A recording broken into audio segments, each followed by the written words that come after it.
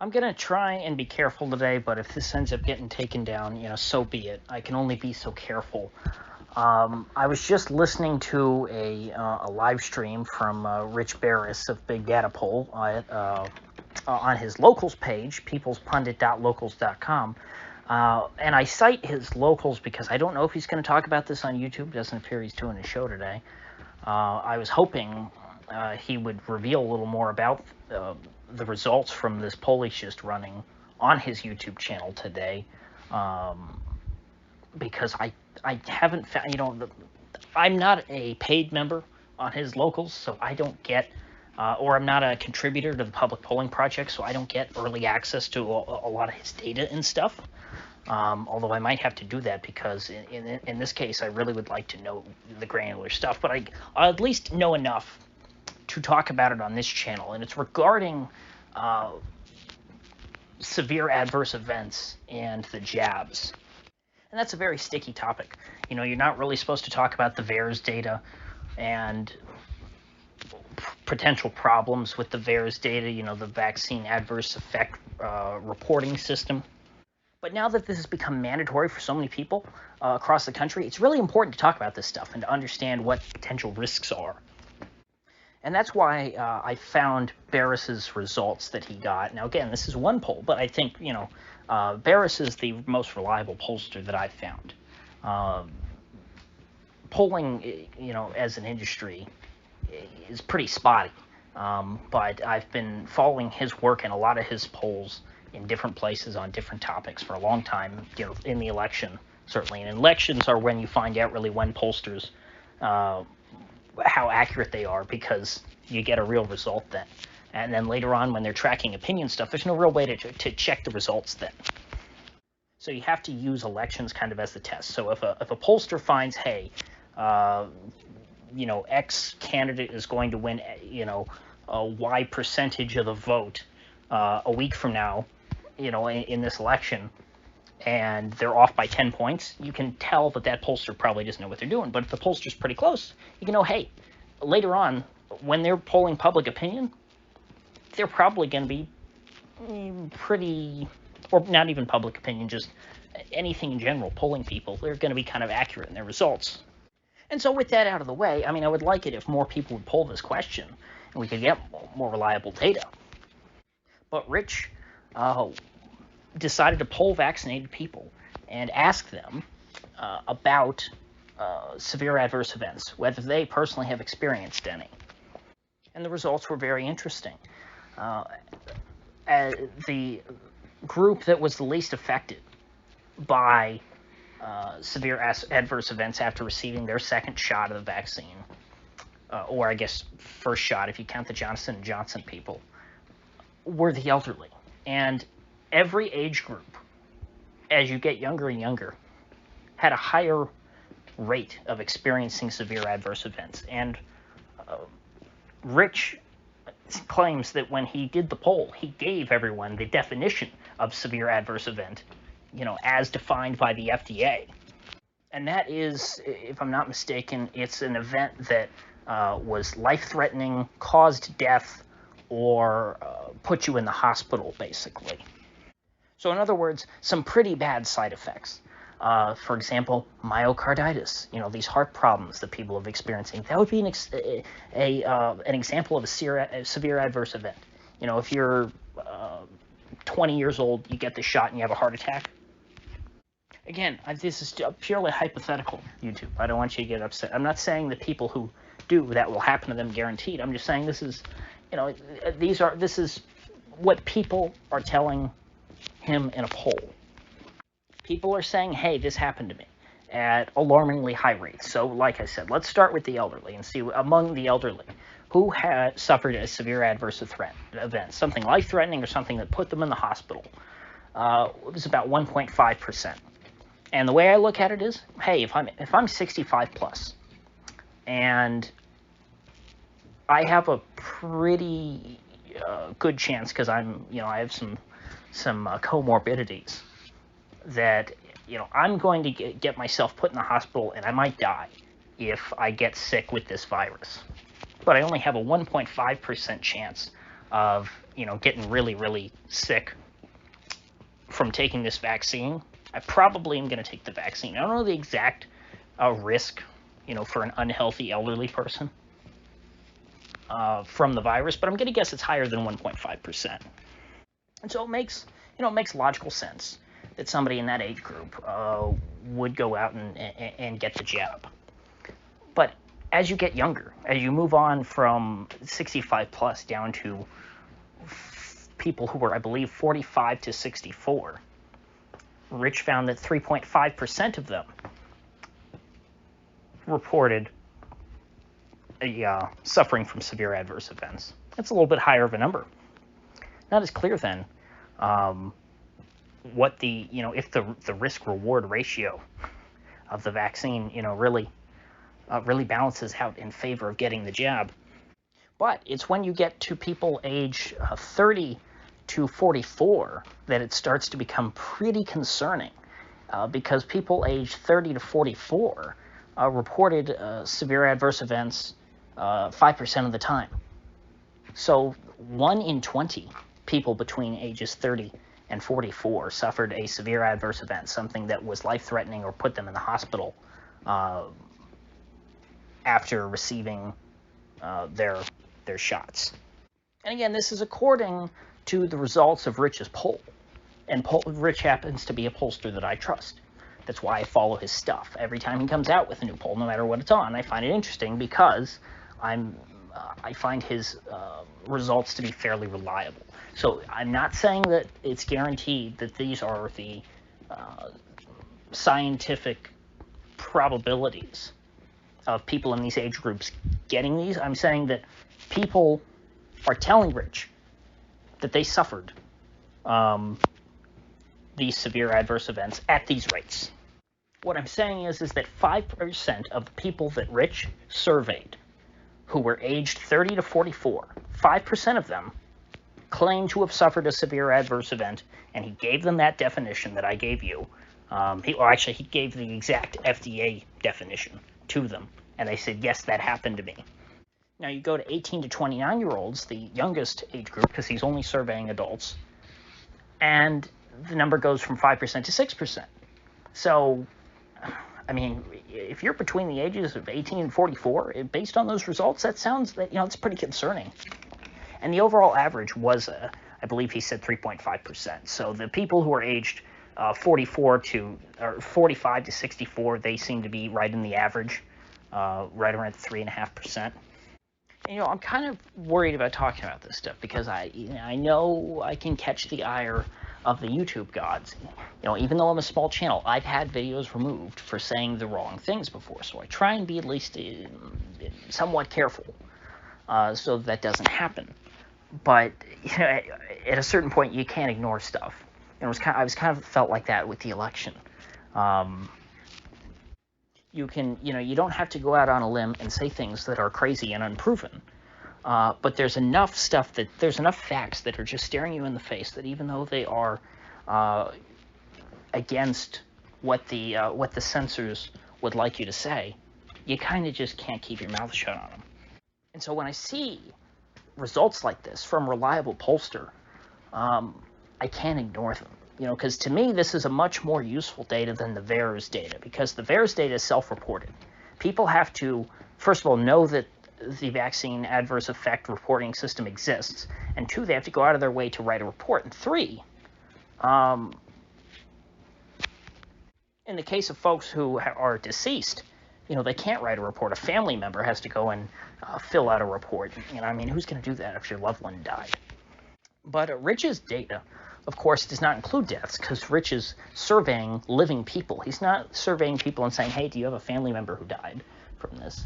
And you can't call people and say, hey, did you die? Because you're already dead. You're not going to be answering the phone or answering your email or answering a text message.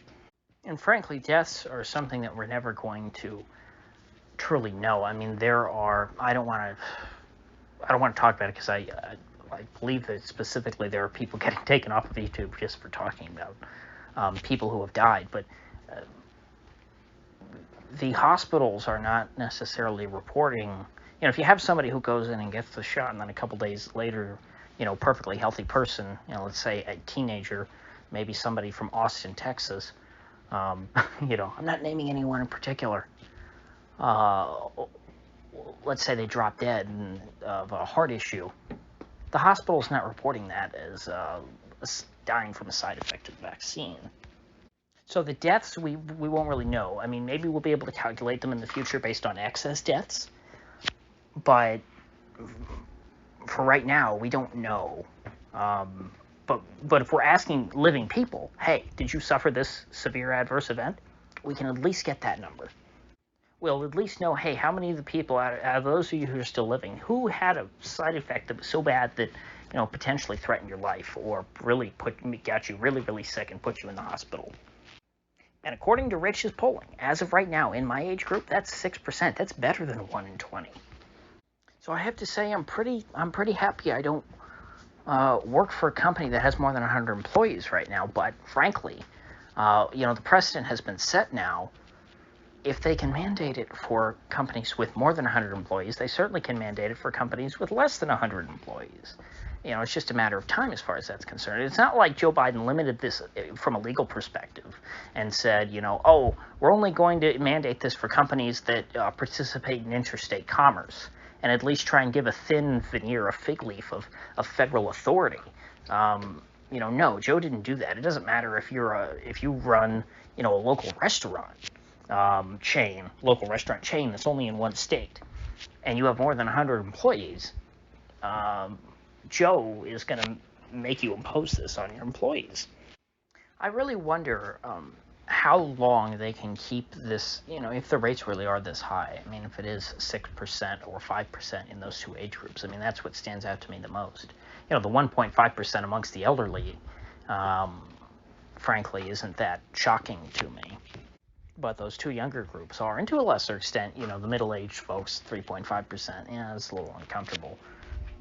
But if it's this high amongst young people, and young people are now forced to get the shot in order to maintain their employment, I wonder how long they will be able to keep this under wraps before people, just talk about it more. Because even if this is not covered much in the media, and they try and suppress the medical data by, not reporting this as such and not tying these severe adverse events, directly to the vaccine or things like that, people will start to talk about it, sort of word of mouth.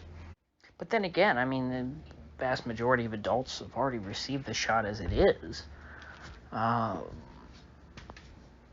They've been able to keep this fairly under wraps and taboo to the point to where, hey, if you talk about any side effects, you're a crazy conspiracy theorist. I mean, I bet you think that the Holocaust didn't happen too, kind of stuff. But I would venture to guess that of the remaining people who haven't received the shot yet, I would think that the bulk of those folks are younger people who are in these more vulnerable age group brackets. I believe if you include children, of adults, I believe it's over 70% of people, have got their jabs. But if you look at the overall population, it's 53%. If you start shooting this up into kids, which, I mean, kids, we already saw from the University of California study, they said teen boys between 12 and 15, I think it was, are 4 to 6 times more likely to be hospitalized for jab-related complications than they are from the Wu flu itself. And so even if the media doesn't want to talk about that a whole lot, if people start noticing, that their kids are going to the hospital with heart issues and other issues, once they start taking this, once the 47% of the population, the younger people, if they're really, coerced into doing this, or if their parents blindly go along with it because Uncle Joe says it's safe and effective, maybe then we will start to see some rather than vaccine hesitancy, vaccine regret. Because the people who, and frankly, as far as I'm concerned, there's a positive way of spinning this. The people who appear to be at the highest risk for side effects, very negative side effects from the jab, are also the people who are in least need of the jab, who are least affected by the virus. Older people and sicker people are those who are at the highest risk for catching and dying from the Wu flu, and they're also appear to have the least risk for having bad side effects from the vaccine. And so, those two things, those two stats mesh well together. You want the people who have the worst, who have the chances of the worst side effects to also be the people who are the most resistant to the virus. And so that way, the vaccine is most effective for the people who need it the most. That's you would think that would be a good thing. You would think that this would be something that people would be okay talking about, but they're not, because they want every single person on the planet to get this. They want to set the precedent that they can make you get it. It's not about keeping you safe, it's about compliance. It's all been about compliance the entire time. That's why they still go on with the cloth mask nonsense, which I was for initially. Back when Fauci was saying, you don't need a mask, that's ridiculous. I was saying, hey, it's got to be better than nothing, right? Well, then actually we found out, no, through studies, it's not better than nothing, because it only filters out like 10%. And I try and say that a little bit under my breath, hoping that, again, YouTube doesn't catch me. But once I saw that, the studies on how, the virus particles, they're way smaller than the pores of a piece of cloth. I threw that thing out. Or I didn't throw it out, I threw it in my glove box. I never touched it again. Except I'm like, well, that's ridiculous. I'm not going to wear that if it doesn't do anything. But everyone else, they still love it. They're walking around in their magic talisman, or I shouldn't say everyone else, but there's a minority of people, who just, it's like a security blanket for them. So this is some of the most interesting data we've gotten in a while. I hope that I'm able to get my hands on something more comprehensive and not just, Rich reading it off of the paper. I don't know if that's paywall, but I'm hoping that this will trickle out and we'll get more data out of this, and that, maybe more people will start polling this, because, again, this is just one poll. It's a very startling poll, but it's one poll. I would like to see a lot more on this. I would like to see more people, give people an opportunity to share their stories and say, hey, what happened to you? Because there were not proper trials done on this stuff. We're watching the trials, and so you have to go out and collect the data. You have to survey people to know what's going on with them. It's kind of like what, I think I already talked about this, the Pfizer guy who was on a Zoom call talking about how Israel is kind of like one big experimental group for them, because everyone in Israel had the Pfizer jab, and so Pfizer can look at Israel as one big test group. And then I guess there were a lot of people in Israel who didn't know that they were serving as lab rats, but that's how they are, and that's how it is for people across the world. But since we are carrying out essentially human experimentation on the global population, we at least need to go out and collect the data, so that we know what the results are. What's the point in doing totally unethical mass human experiments without informed consent if you're not going to collect the data?